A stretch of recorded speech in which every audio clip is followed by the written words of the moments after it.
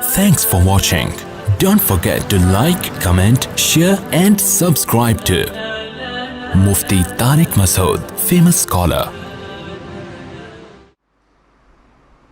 اللہ تعالیٰ نے قرآن مجید میں رمضان کے روزوں کے ساتھ دعا کا تذکرہ کیا. وَإِذَا سَأَلَكَ عِبَادِي عَنِّي فَإِنِّي قَرِيبٌ.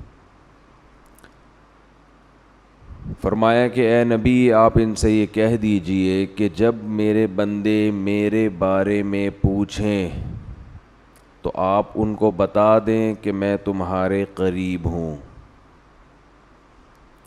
اجیب دعوت الداعی اذا دعان. جب کوئی مجھے پکارتا ہے تو میں اس کی دعوت کا، اس کی دعا کا جواب دیتا ہوں. دعا اور رمضان یہ دونوں ساتھ ساتھ ہیں.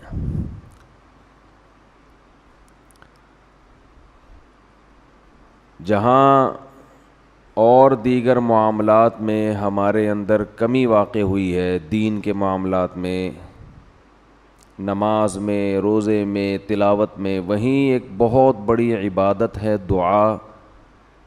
اس میں بھی لوگ پیچھے ہٹ گئے ہیں.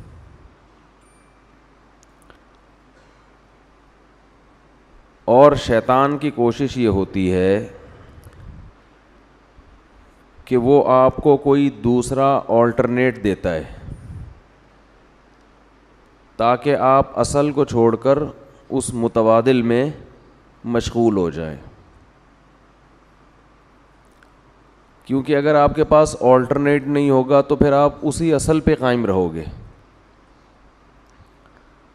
حکومت جب کوئی سڑک بناتی ہے، بلکہ پہلے سے جو سڑک ہے اس میں ریپیئرنگ کا کام کرتی ہے، تو لوگوں کو متبادل راستہ دیتی ہے. لکھا ہوتا ہے نا کہ آگے کام ہو رہا ہے، ہم معذرت خواہ ہیں، متبادل راستہ.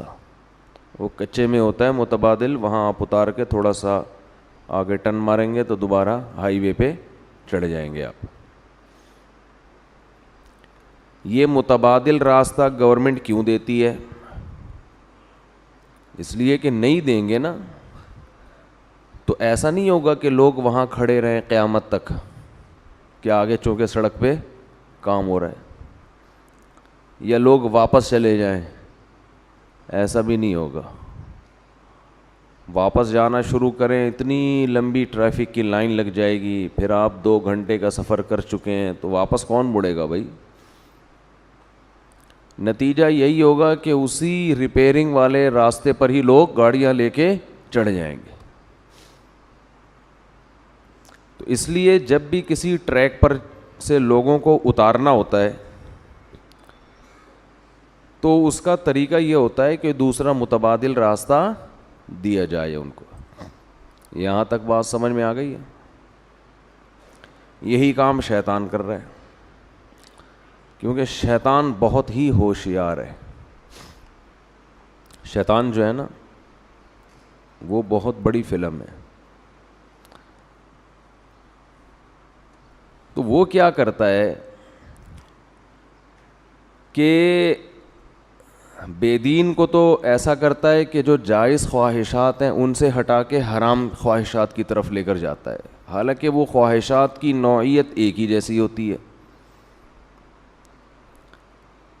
آپ کو بھوک لگ رہی ہے تو بھائی چوری کر کے بھی روٹی کھا سکتے ہو، اور جیب میں پیسے ہیں اس طرح بھی کھا سکتے ہو. چوری کرو گے ایک دفعہ آسانی ہوگی، لیکن ہمیشہ پھر چوری کرنی پڑے گی، ہر دفعہ کی ٹینشن. اور اگر پیسے کما لو گے تو ایک دفعہ کی ٹینشن ہے، لیکن ہمیشہ پھر عزت کے ساتھ خرید کے ساری زندگی کھاتے رہو گے. اب بھوک تو پوری کرنی ہے نا، تو شیطان کیا کرتا ہے، چور کو حلال راستہ سے ہٹا کے حرام بتاتا ہے، جس میں ٹینشن بھی زیادہ، ڈپریشن بھی، ضمیر بھی ملامت کرے گا، عزت کا جنازہ بھی نکلے گا. تو بے دین آدمی کو شیطان حلال خواہشات سے ہٹا کر کس طرف لاتا ہے؟ بولے نا یار، حرام. وہ نکاح سے ہٹائے گا، زنا کی طرف لائے گا. تو ہر چیز میں ایسا ہی کرے گا شیطان. دیندار آدمی کو، جو دین کو فالو کر رہا ہے، دین پہ چلنا چاہتا ہے، اسے شیطان سنت سے ہٹا کے متبادل راستہ بدعت والا دے گا. یا وہ بدعت نہ بھی ہو لیکن وہ سنت جیسی اس میں روحانیت نہیں ہوگی، ایسا راستہ دے گا شیطان اس کو. سمجھ میں میرا خیال ہے آ رہی ہے بات؟ تھوڑی کہ ہمیشہ سمجھ میں نہ آئے، کبھی کبھی آتی بھی ہے. تو ہمیشہ ایسا راستہ دے گا جو یا تو بدعت ہوگا وہ راستہ، یا اس میں بدعت نہ بھی ہو تو کم از کم جو سنت میں روحانیت تھی وہ اس راستے میں نہیں ہوگی. دعا کے معاملے میں بھی شیطان نے یہی کام کیا ہے.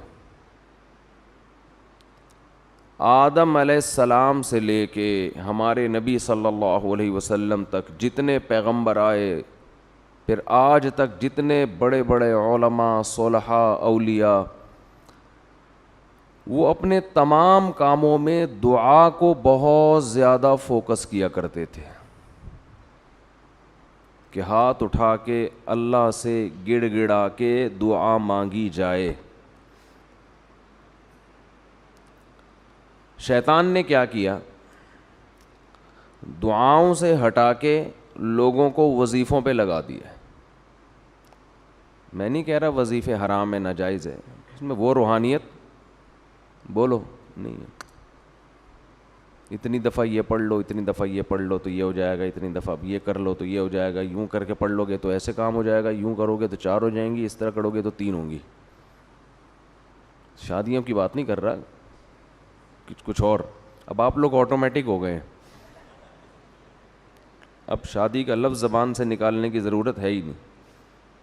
اب یہ مثال ہو گئی ہے، کسی نے کسی بھوکے سے پوچھا 2 اور 2 کتنے ہوتے ہیں؟ کہتا ہے 4 روٹیاں ہوتی ہیں. ٹھیک ہے نا؟ تو وظیفے یہ پڑھ لو تو یوں ہو جائے گا، یوں کر لو تو یوں ہو جائے گا، ایسا کر لو تو یوں ہو جائے گا. 636.3 دفعہ پڑھو گے تو یہ والا کام ہوگا. رسالے چھپ رہے ہیں. یہ پہلے میں تو اس موضوع پر بہت بیان کرتا تھا، بہت عرصے سے میں نے یہ موضوع چھوڑ دیا تھا، لیکن نئے نئے لوگ بھی آتے ہیں، پھر رمضان میں لوگ دعاؤں سے غافل بھی ہو جاتے ہیں. تو اس لیے میں نے سوچا کہ آج میں اس پرانے مردے کو دوبارہ اکھیڑوں گا، دوبارہ کھڑا کروں گا میں اس پرانے ٹاپک کو. تو زیادہ زور دعاؤں کے بجائے کس پر ہے؟ وظیفوں پہ. نظر آتے ہیں لوگ، کوئی فجر کے بعد بیٹھے ہوئے اللہ اللہ کر رہے، آدمی کہتا ہے یار ماشاءاللہ ابھی قیامت قریب نہیں ہے. اتنے نیک لوگ دنیا میں ہیں جو اللہ کو راضی کرنے کے لیے اللہ کا نام لیتے ہیں. جب آپ تہ میں جاؤ گے تو پتہ چلے گا کسی نے یہ وظیفہ بتایا ہے، اتنی دفعہ یہ پڑھو، فلاں کام کے لیے بتایا ہے.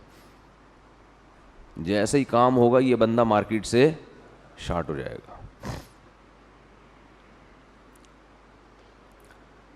اللہ اور بندے کا جو تعلق ہے نا، اللہ یہ قائم کرنا چاہتے ہیں. اسلام کا حاصل کیا ہے؟ خلاصہ کیا ہے؟ انسان کا تعلق ہو جائے کس کے ساتھ؟ اپنے رب کے ساتھ. یہ تعلق جتنا دعا سے ہوتا ہے اتنا دنیا میں کسی چیز سے نہیں ہوتا. براہ راست آپ اللہ سے خطاب کر رہے ہوتے اس میں.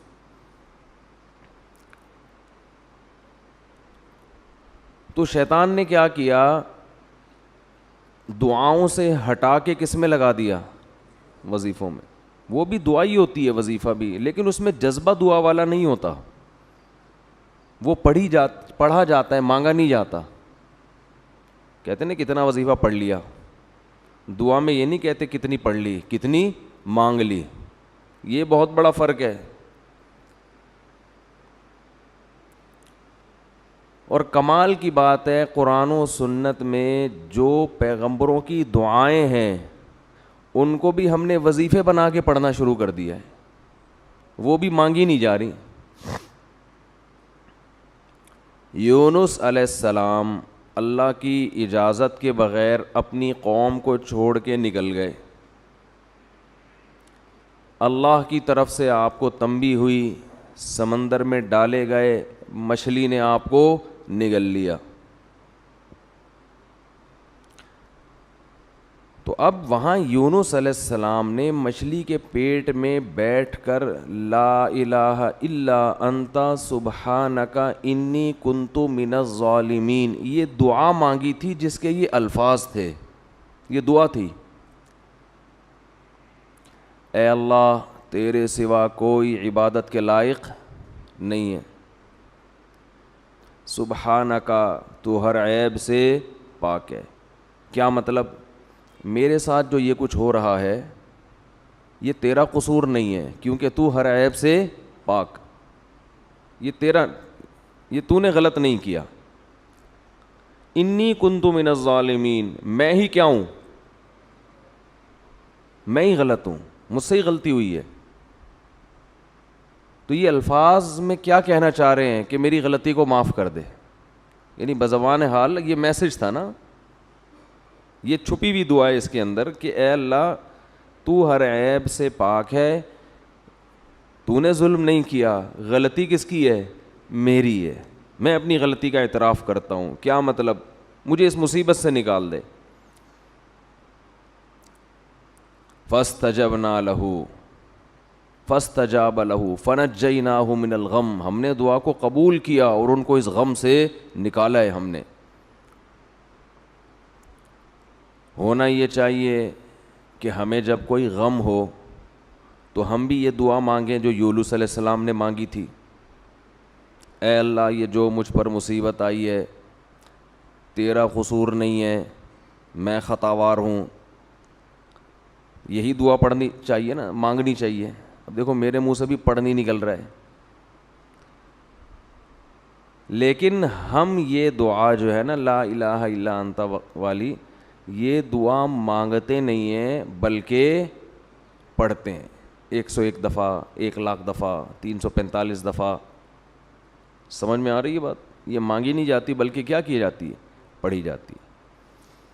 جب پڑھی جاتی ہے تو مخصوص دانوں پہ ایک خاص مقدار کو مکمل کرنا ہوتا ہے.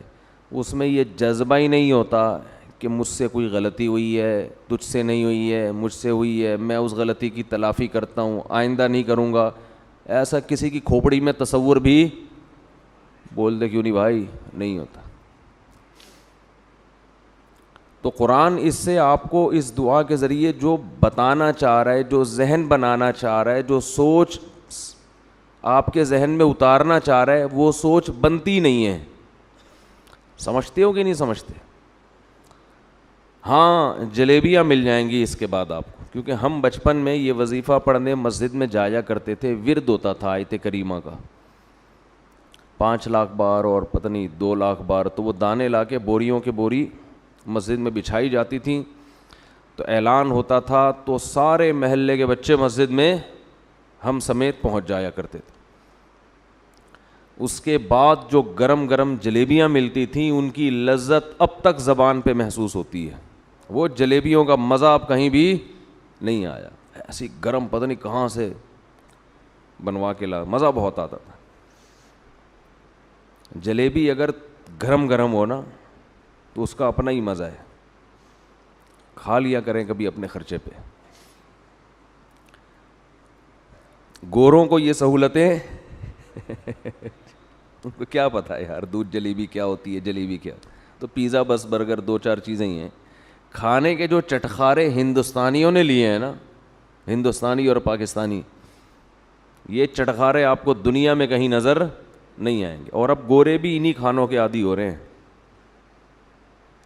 جب سے پاکستانی لوگ دنیا میں گئے ہیں نا, انڈین پاکستانی, تو گوروں کو بھی انہوں نے انہی چٹخاروں کا عادی بنا دیا. تو خیر, تو یونس علیہ السلام نے فنادا فی الظلمات, رات کے اندھیروں میں اللہ کو پکارا, سمندر کے اندھیرا, مچھلی کا پیٹ کا اندھیرا. زکریا علیہ السلام کو اولاد نہیں ملی, بیوی بوڑھی ہو گئی, خود بھی بوڑھے ہو گئے, ساری زندگی اللہ سے دعا مانگتے رہے, اولاد دے دے, اولاد دے دے, اولاد دے دے.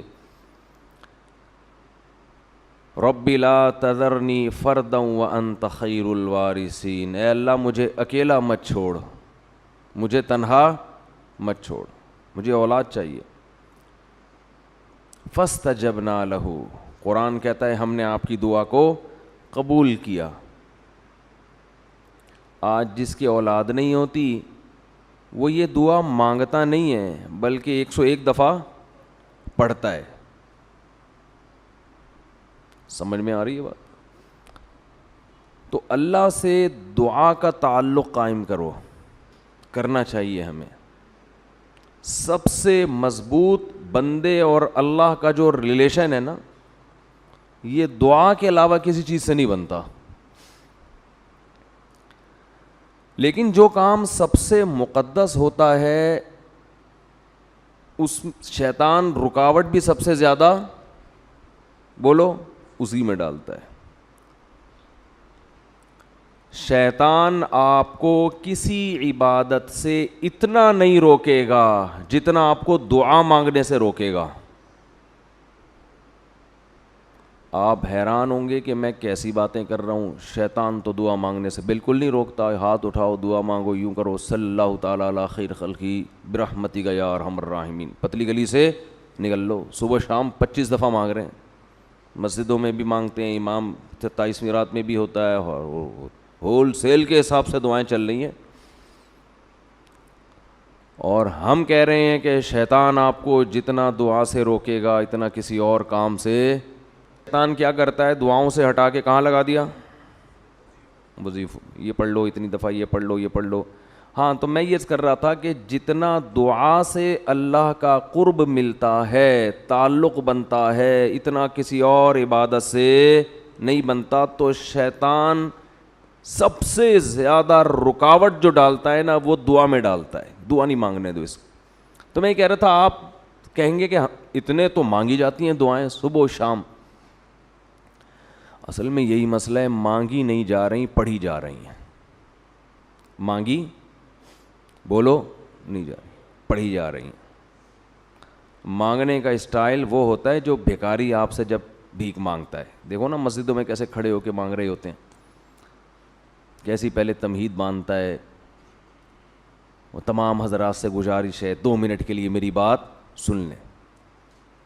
سب کو اپنی طرف متوجہ کرے گا, پھر رونا شروع کر دے گا. حالانکہ زیادہ تر فراڈ ہی ہوتا ہے اس میں. تو فراڈ اتنا اچھا ہے تو سچی مچی کا جب بھیکاری ہوگا وہ کیسا ہوگا آپ خود اندازہ لگاؤ. جب فراڈی اس اسٹائل سے مانگتے ہیں کہ آدمی کو لگتا ہے یہ بالکل حقیقت میں مستحق ہے, تو جو واقعی مستحق ہے اس کا اسٹائل کیسا ہوگا. یہ جو اکثر بھکاری ہوتے ہیں نا, میں نہیں کہہ رہا 100%, اکثر ان میں فراڈی ہوتے ہیں. اکثر کیا ہوتے ہیں, اور رمضان میں تو پورا ایک ٹولے آتے ہیں ان کے, ٹھیکے دیے جاتے ہیں تو اس محلے سے, اور ان کے علاقے بکتے ہیں, چوک بکتے ہیں. یہ جو کیا کہتے ہیں اس کو یار, راؤنڈ اباؤٹ جو ہوتے ہیں نا اکثر, چورنگیاں, یہ بکتی ہیں بھکاریوں کی. لیکن آپ مانگنے کا اسٹائل دیکھو بھکاری کا. وہ یہ نہیں کہے گا آپ کے منہ پہ آ کے لا الہ الا انت سبحانک انی کنت من الظالمین, چھو, یہ نہیں کرے گا. وہ اس کی روح کو سمجھتا ہے, لا الہ الا انت سبحانک. وہ ایسا آپ کو روئے گا. وہ تو ہم اتنے بھکاری فراڈی دیکھ دیکھ کے اب اثر ہم پہ ختم ہو گیا ہے نا ٹھیک ہے نا.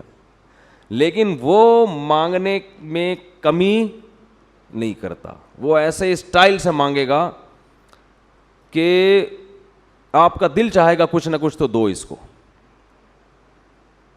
ہمارے ایک دوست نے اپنا واقعہ سنایا. وہ بھکاریوں کو دیتے نہیں تھے.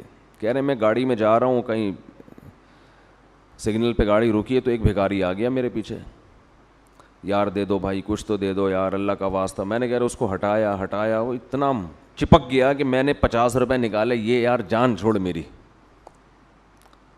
لیکن وہ کہتا ہے مجھے اس سے ایک عبرت ہوئی.